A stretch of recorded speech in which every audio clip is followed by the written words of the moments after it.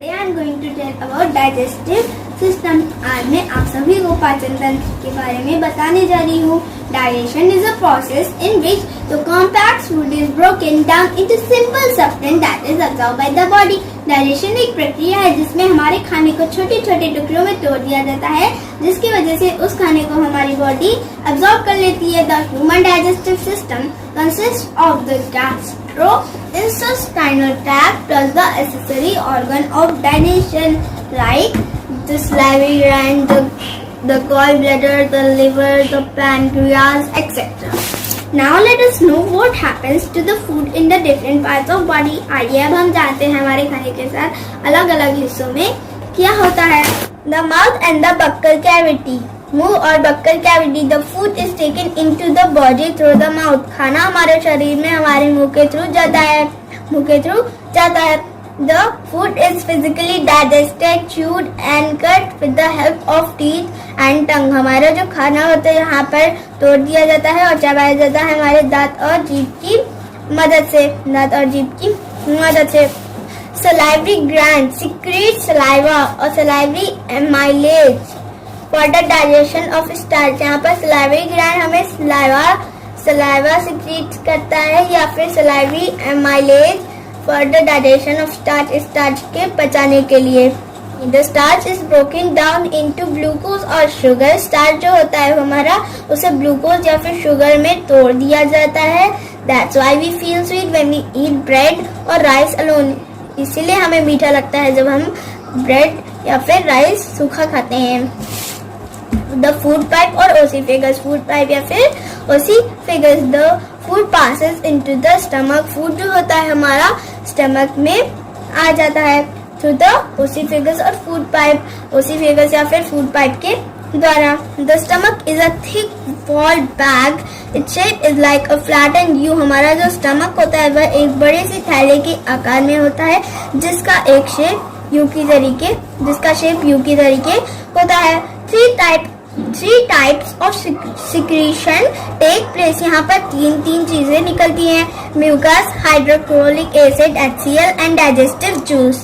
Mucus protects the wall of the stomach from acid. Mucus जो होता है वो हमारी पेट के अंदर की लाइनिंग को एसिड से बचाता है. Hydrochloric acid, HCl make acid medium of digestion and kills bacteria that enters with the food.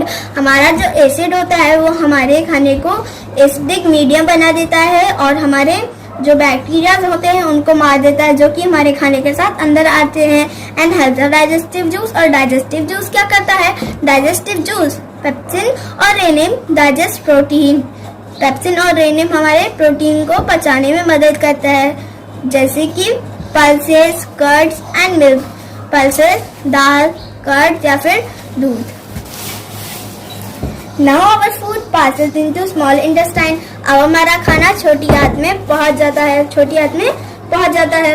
The small intestine is highly coiled and is 6 to 7 meter long. हमारी छोटी आंत जो होती है वो बहुत उलझी सी होती है और 6 से 7 मीटर लंबी होती है. The triangle-like structure called liver secretes bile juice. जो हमारा triangle-like structure होता है जिसे हम liver कहते हैं जो कि bile juice बनाता है. The bile juice is stored by the gallbladder. Bile juice जो होता है हमारा वो gallbladder के द्वारा stored किया जाता है.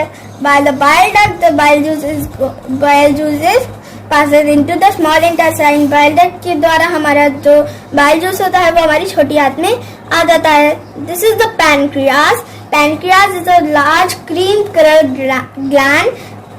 Pancreas जो होता है वो हमारा एक बड़ा सा cream colored gland है. Pancreas secretes pancreatic juice. Pancreas जो होता है वो pancreatic juice बनाता है. Both the bile juice and the pancreatic juice goes into the small intestine.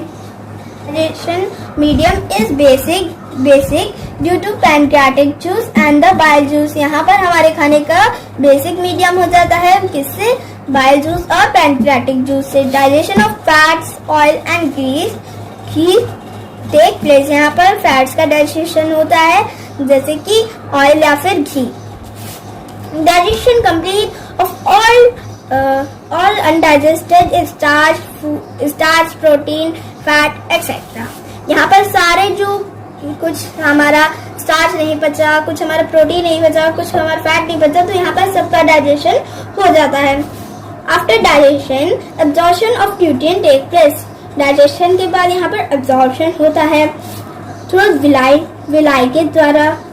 Present at the wall of small intestine, जो कि स्मॉल इंटेस्टाइन की दीवारों पर बनी होती है। Villi surrounded by blood vessels, villi जो होती हैं वो हमारे ब्लड वेसल्स के द्वारा घिरी होती हैं। टेक एब्जॉर्प्शन न्यूट्रिएंट, जो कि हमारे एब्जॉर्ब न्यूट्रिएंट को to each cell from where by combustion of nutrient we get energy. ये हमारी जो विलाई होती है वो हमारे एब्जॉर्ब न्यूट्रिएंट को हर सेल में ले जाती हैं, जहां से हमारी कंबशन होता है न्यूट्रिएंट्स का, जिससे हमें ऊर्जा प्राप्त होती है। Now our food passes into the large intestine. अब हमारा खाना बड़ी आंत में पहुंच गया।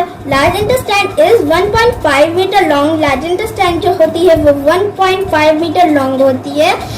Absorption of water and salt take place. यहाँ पर एब्जॉर्प्शन ऑफ वाटर होता है, पानी क्या यहाँ पर एब्जॉर्ब होता है, और नमक यहाँ पर एब्जॉर्ब होता है। The remaining waste passes into rectum.